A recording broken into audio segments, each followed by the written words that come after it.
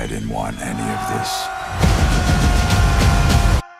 I had originally kind of written a script or even thought about kind of like toying with the idea of talking about this movie, The Toxic Avenger, in a more analytical sort of way. Because, when I sat down and actually watched this movie last week on a Friday, I was not expecting the film that I saw. I just was not expecting it. Macon Blair has done such an amazing job. Like literally, um, probably one of the best jobs I think you could have done with this type of material.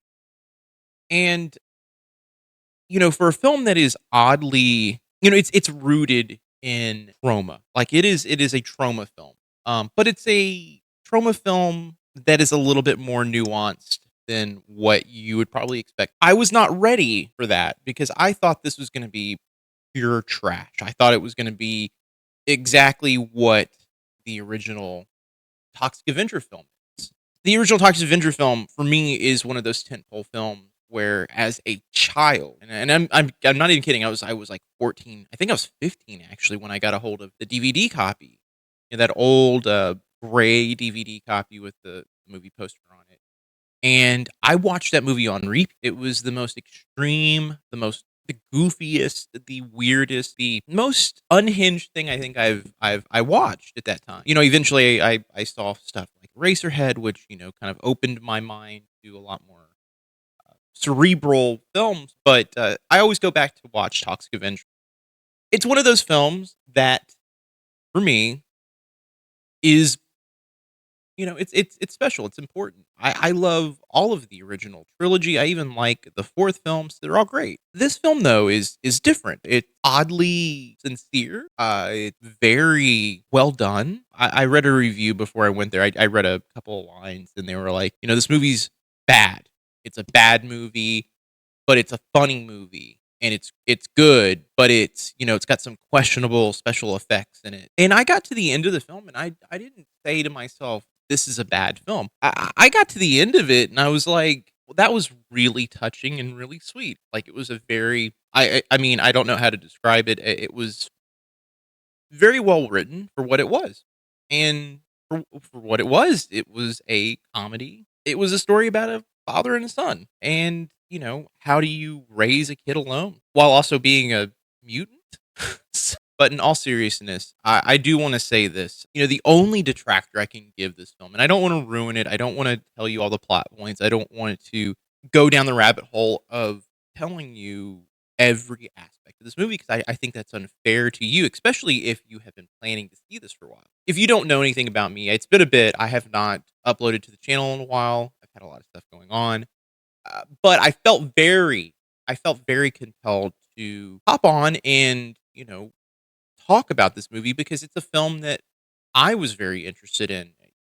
It was originally going to never get released. It was just sitting there floating in the ether, and the director was like, "Yeah, it's lost media," and I made a video about it about a year ago because I felt very, I had feelings about it. I was very much in the like, I need to see this movie because people were talking about how great it is, and I couldn't figure out. I've been and just to overshare real quick, and just to be honest, I've been trying to write a script, come back to the channel with for about a month now, and I was not planning on reviewing this movie or even just talking about it or recommending it because I didn't know I was going to see it in the theater. It was not on my docket. Honestly, I had found out the day we went and saw it, that it was actually out in theaters. I didn't know it was out. I thought it was coming out next month, or sorry, this month. It's currently September, and I'll be honest with you. I didn't. I went in not thinking anything about this movie.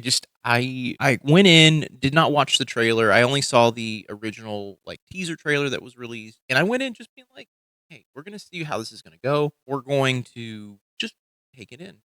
We're gonna let it just wash over us." Everyone in the film is great. Kevin Bacon's good. Peter Dinklage is great. Honestly, I wish I had a father like that. I wish I had a parent that was remotely like that. Someone who legitimately cared about their child, even though it's not their own. Just that love that's there in the film is great. And Peter Dinklage seems to be coming to the role with a lot of sincerity.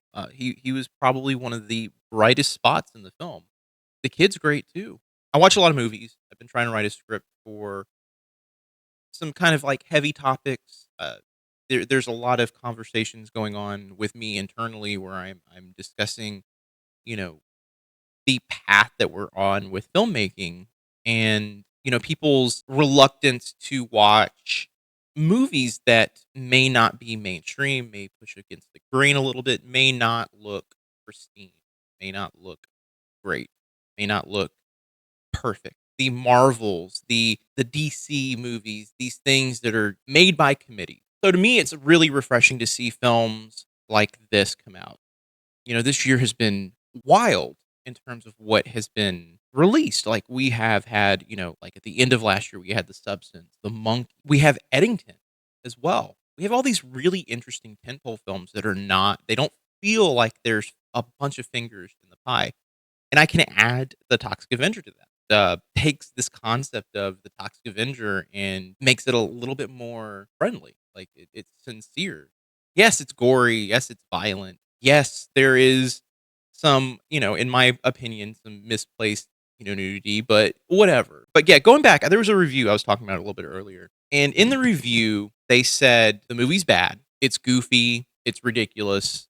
There's nudity, questionable CGI and effects in the film. And I feel like I have to push back on that because I don't feel like anything in the film is beyond the pale or bad in any way. It doesn't scream awful. If anything, this is like an amped up trauma movie. It's better. It doesn't take place, by the way.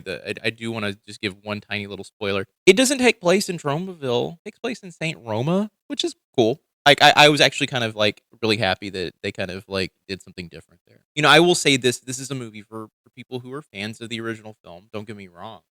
But I think you could go into it without seeing the original films and enjoy it. I wish, and my only complaint, and this is about my own personal movie going experiences, I wish I had saw it with an actual crowd of people. I saw it in a theater with three other people and Suzanne and my wife. And it was disappointing. It was disappointing to have a quiet theater because it deserves an audience. It deserves a bunch of people who know the source material or who are just in there to have a good time. When you see it and it's silent during these in my opinion laugh out loud moments, it's kind of sad. Also, there's been some talk. There was a talk about like some like questionable CGI. There's only one spot where it's like, okay, that's kind of egregious. I think the effects in the film are pretty good for what they are. I think they're great. Oh, and okay, real quick, I want to point out, I was looking up budget information, and it looks like Cineverse and Bloody Disgusting, who distributing it to theaters right now, actually took the $5 million budget and actually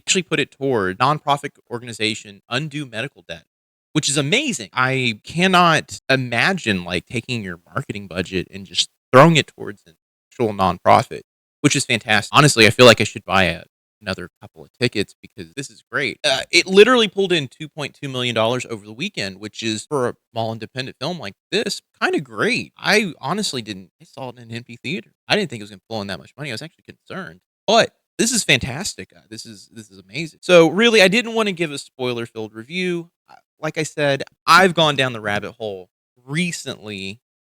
You know, thinking about an old video that I did, which was talking about this film being lost media. And within a year, that's changed. It's wild. It's crazy. And I just wanted to come on here and say, like, if you enjoy schlock, you enjoy goofy comedy films, you enjoy decent, in my personal opinion, decent special effects. I think the suit for Toxie is great. If you enjoy really good performances from, like the great actors, like, outside of Peter Dinklage and Kevin Bacon, go see this movie. This movie's great. I highly recommend it. Just know you're going into something that is not like every other movie. And yeah, the film is great. The story between Winston and his son Wade is fantastic. There's a lot of heart there. There's a lot of sorrow there too. And overall, if you want to have a decent time and like I said, you enjoy schlock, go see it. I think it's worth your time. And I yeah, I have nothing else to add. Like I said, I don't wanna ruin it for you, but yeah, please go out and see it. I plan on doing more videos here over the next, couple of months. We're gonna try and do one a week. And also, if you are into gaming of any sort, I am actually doing a lot of Magic the Gathering lately and looking for people to play with or even just hang out with me while we play. But yeah, check out my alternate channel. I'll put that down here in the description below. All right. Seriously, take care of yourself. Have a good day. Bye.